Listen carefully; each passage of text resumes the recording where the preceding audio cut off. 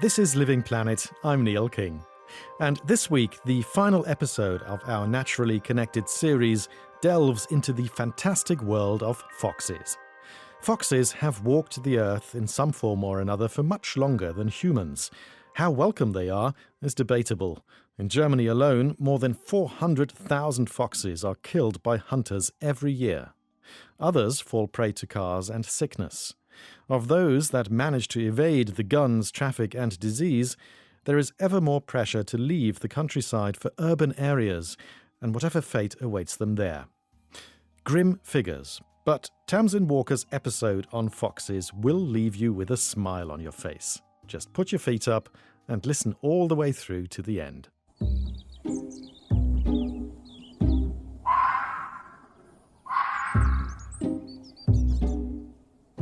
In the opening page of George Saunders' darkly comic fable, the eponymous Fox 8 explains how he came to understand, speak, and even write what he calls human, with a Y, that is. One day, he writes, walking near one of your human houses, smelling all the interest with snout, I heard from inside the most amazing sound. Turns out what that sound was the human voice making words. They sounded great. They sounded like pretty music. I listened to those words until the sun went down, when all of a sudden I was like, Fox 8, crazy nut. When sun goes down, world goes dark. Skedaddle home, or else there can be danger.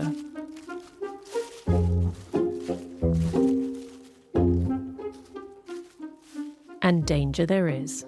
Not invited in by the cover of darkness, however, but by the decimation of his woodland home to make way for the construction of one Foxview Commons shopping mall, and the accompanying notion of some clear delineation between human and non-human territory.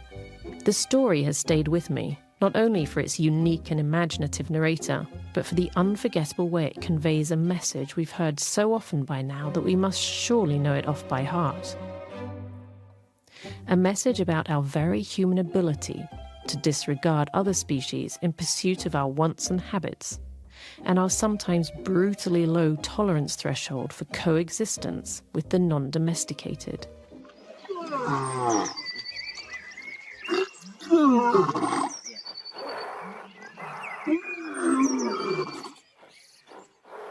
Silent proof of this trait was published last year in the form of a study conducted in South Africa. It showed how some 95% of wild animals such as giraffes, elephants, zebras, hyenas and rhinos have evolved to be more afraid of human voices than of lions, the apex predators that have been eating them for millennia. The findings were broadly taken to cement existing evidence that wildlife around the world fears no species like it does the so-called human superpredator.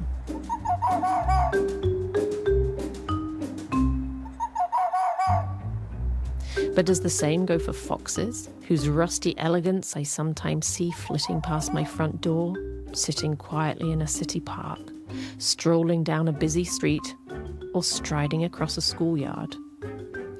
Each encounter is as magical as it is unique, but taken together, they've left me with the impression that somehow foxes are not uncomfortable living as close to humans as they do. Maybe it has something to do with their regular appearance in books, cartoons, on greeting cards, and in advertising campaigns. A recent one, run by Berlin's public transport network, features foxes riding the underground, all grins and deep relaxation. In short, it would be easy to buy into the idea that we're in it together, by mutual consent. But that seems to be wishful thinking. So you can really see how they try to adjust their life, let's say, to a way of not meeting people. Also in places where a lot of people live, they are more nocturnal. And in places where there's lesser people, they roam around more in the daytime. Biologist and author Sophia Kimmig has long studied the bushy-tailed animals that have the agility of a cat but share the same ancestors as dogs and wolves. radio tracking them to get a better understanding of their behaviour and habits as co-residents of the German capital. She says their mistrust of human behaviour goes so far back that it's become embedded into their DNA. Foxes really learn to fear people for the whole time of their existence. They've been there before humans, and they're older evolutionary than humans are. But they, as a species, know humans for quite a time now then. They always have been hunted for their fur. They still are hunted, although their fur is not used anymore. The number that succumbed to hunters who were at liberty to shoot foxes in Germany for most of the year suggests a mutual mistrust of these animals. While terrestrial rabies, which was officially eradicated in Germany almost 20 years ago, might once have been used as a reason to keep fox numbers down, there's clearly more at play. Tamsin will be right back after this short message. Hi, this is Wonder, a podcast from Brazen. For 5 minutes each week, join us on an immersive and meditative sound journey where we explore some of the most extraordinary creatures, places, and natural phenomena. We give you a moment to breathe and wonder.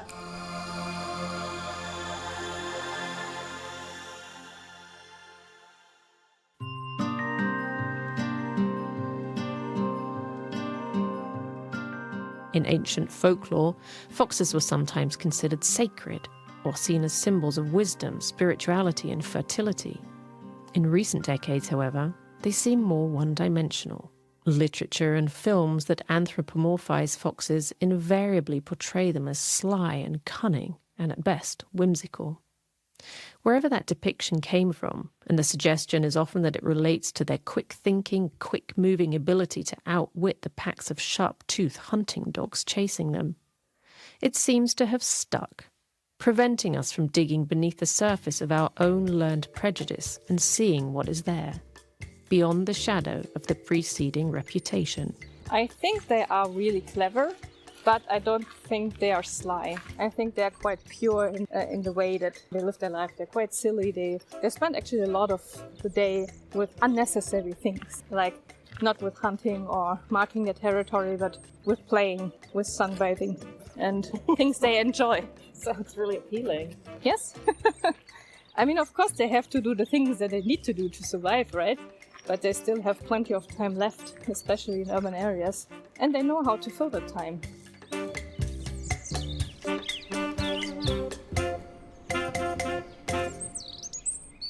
And it's in urban nature that they most often make their homes. Rough estimates put the number of foxes in Berlin at between 5 and 10,000, depending on the time of year. Or 10 per square kilometre, compared to just 1 per square kilometre in the countryside outside the city. It's a similar ratio in other German cities, and utterly contrary to my conditioned beliefs around species distribution and natural habitat. But with more than 97% of Germany's 358,000 square kilometre landmass covered by water or used for farming, forestry and settlements, it's clear that there's not a lot of wild space for wildlife. So for species like foxes that can adapt, the city offers a refuge of sorts. Within the urban area, we have all those teeny tiny little spots, sometimes also little larger ones, that are just wild, not in use, where no one comes and harvests something or intervenes. So those are the spots where you find very diverse plant communities that you don't find, for example, in forestry or agriculture, that is dominated by monocultures. And with this diversity of plants comes the diversity of insects and the diversity of birds, and so on. You know, it's all connected. So then you get the diversity of mammals as well. Yes, exactly.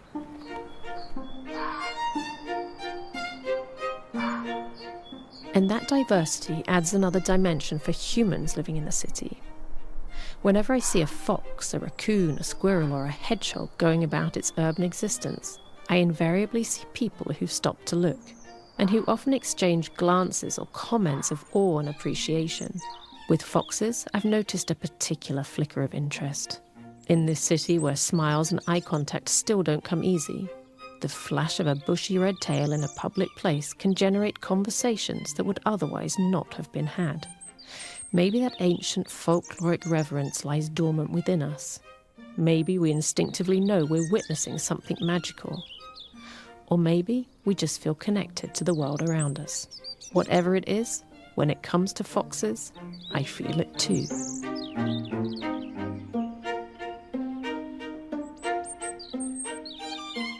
From a biologist's perspective, there's nothing that makes them more interesting or better than other species. But foxes in particular, they are so much fun. They really seem to enjoy their existence. And that's kind of contagious, when you watch them and you see them fool around and play and everything. You cannot watch a fox family and their puppies play and fool around and not smile. That's just not possible. Just thinking about the cause of that impossibility makes me smile. So not much was going to stop me from tagging along with Sophia when she went to visit a den where she's seen the young out playing several times already this year. Yeah, well. You think they're going to come? Yeah, because now it's warmer. You realize? Sitting and waiting for signs of that playful life a short distance from the bush where the den is located, my thoughts wandered to what life might look like on the inside. I could picture chambers connected by deep tunnels in the style of Roald Dahl's fantastic Mr. Fox, where they ate not chicken, turkey or goose, but an omnivorous feast of rodents, pizza and fruits. Or a burrow shared with badgers or rabbits, which I've now learned are both documented short-term co-living arrangements, from where they could hear the vibrations of our voices and movements above them.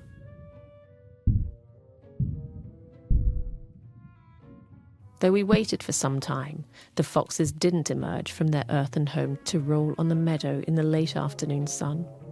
Nor did they appear when I went back to visit again.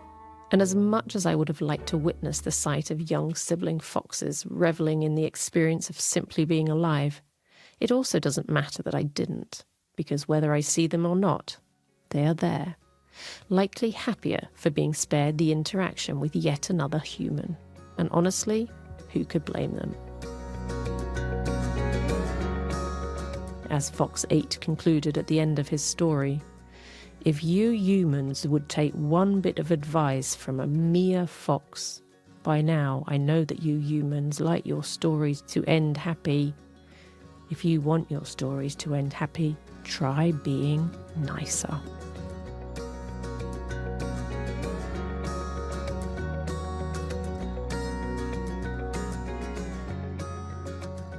And that episode on foxes concludes our Naturally Connected mini-series.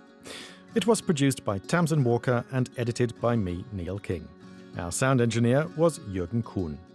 As always, if you have any feedback or story suggestions, please just send us a voice message or email to livingplanet@dw.com. If you enjoy listening to Living Planet, why not share your thoughts and post a short review on Apple Podcasts? We always see those and really appreciate them. Living Planet is brought to you by DW in Bonn, Germany.